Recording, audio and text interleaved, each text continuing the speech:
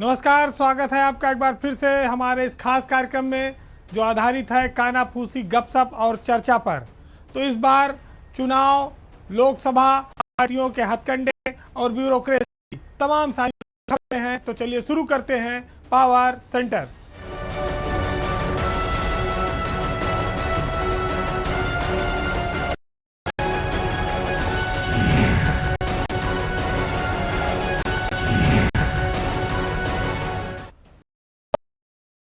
लोकसभा चुनाव पहली बार ऐसा चुनाव है समाजवादी पार्टी के लिए जिस पर मुलायम सिंह यादव की अब कहीं कोई छाप नहीं है। उनके निधन के बाद ये पहला ऐसा मौका है जब इस चुनाव का पूरा दारोमदार अकेले अखिलेश यादव पर है।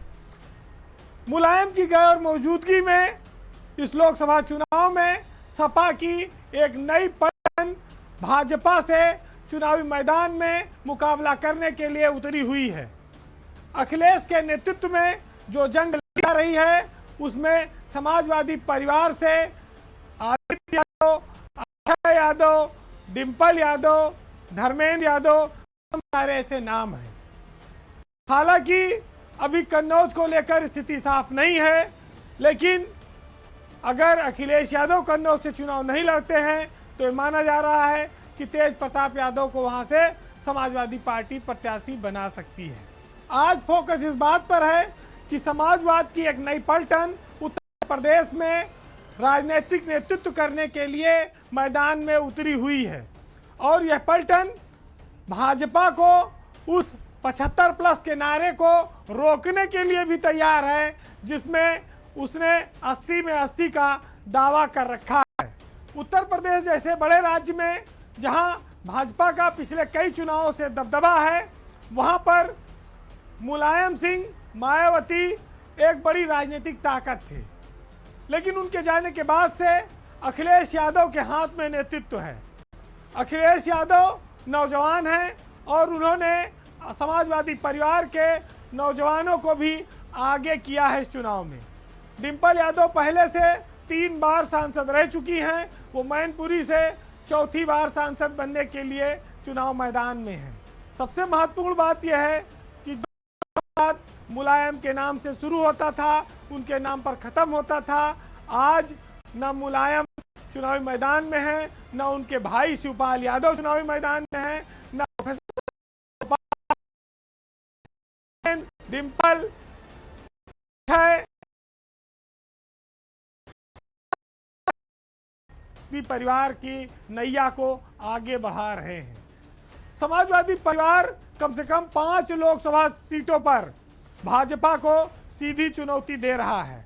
चुनौती इसलिए कही जाएगी कि जब जब समाजवादी परिवार का कोई शख्स चुनाव लड़ता है तो बीजेपी के लिए वो सीट होती है। भले ही उपचुनाव भाजपा ने जीता, लेकिन उस समय बसपा से गुड्डू जमाली बहुत वोट पा गए थे। इस बार वो समाजवादी पार्टी में आ चुके हैं, उनको एमएलसी बनाया जा चुका है। तो आजमगढ़ को एक सुरक्षित सीट के तौर पर समाजवादी पार्टी मुलायम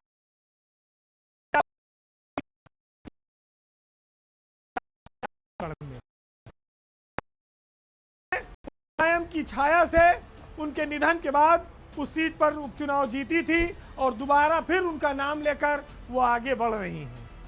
मैनपुरी भी समाजवादी पार्टी के लिए काफ़ी सुरक्षित और बेहतर सीट मानी जाती है। फिरोजाबाद में शिवपाल यादव के पिछला चुनाव लड़ने की वजह से अक्षय यादव चुनाव हार गए थे और इस बार परिवार में सुलह है।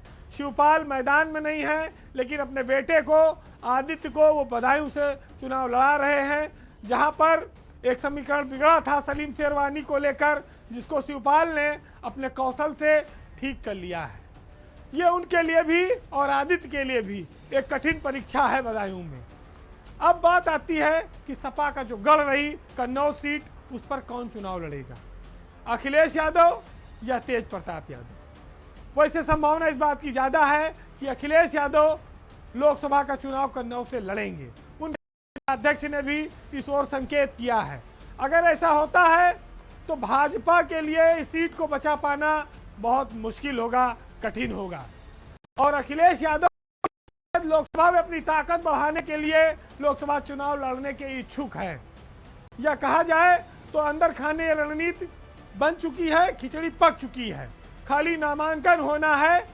क्योंकि अगर वो चुनाव जीत जाते हैं और समाजवादी पार्टी के सांसद ज़्यादा संख्या में जीतते हैं तो फिर अभी उत्तर प्रदेश में 27 में चुनाव होगा, विधायकी छोड़ देंगे, सांसदी के लिए दिल्ली में वो मजबूत लॉबिंग कर सकते हैं वहाँ जीत के जाने के बाद। अभी पत्ते उन्होंने नहीं खोले हैं, लेकिन ये बात साफ है कि जिस सीट से अखिलेश यादव ने अपना सियासी कैरियर शुरू किया था, उस सीट पर उन्होंने डिम्पल को भी लड़वाया और जितवाया, लेकिन समाजवादी परिवार का कोई ना कोई शख्स वहाँ हमेशा मौजूद रहा।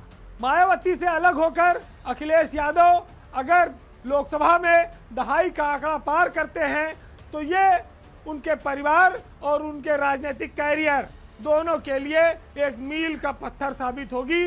और ये जीत, ये आंकड़े इस बात की तस्दीक करेंगे कि मुलायम सिंह यादव के न रहने के बाद अब अखिलेश का करिश्मा उनके वोट बैंक पर बढ़ रहा है, उनका जादू चल रहा है और वो अब समाजवाद के एक निर्विवाद और सर्वस्वीकार नेता बन चुके हैं।